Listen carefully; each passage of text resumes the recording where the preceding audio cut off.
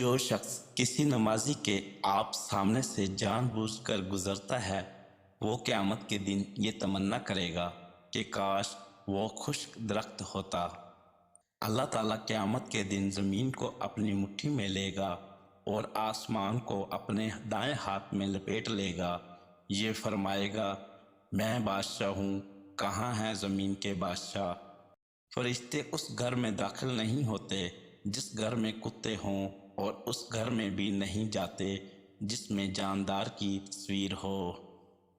اللہ نے مجھے سارے جہانوں کے لیے ہدایت اور رحمت بنا کر بھیجا اور تمام مزامیر، گانے باجے کا سامان کو ختم کرنے کا حکم دیا۔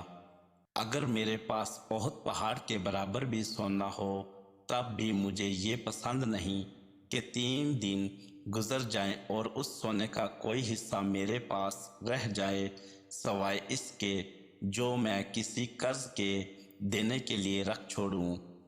جو جوان کسی بوڑھے کا اس کے بڑھاپے کی وجہ سے احترام کرے تو اللہ تعالیٰ اس کے لیے ایسے لوگ مقرر کر دے گا جو اس میں یعنی بڑھاپے میں اس کا احترام کریں۔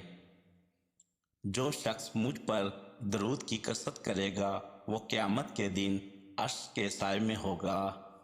مومن کو جو تھکاوٹ، بیماری، غم، یہاں تک کہ پریشانی بھی پہنچتی ہے تو اس کی وجہ سے اللہ تعالیٰ اس کی برائی اور گناہ مٹا دیتا ہے۔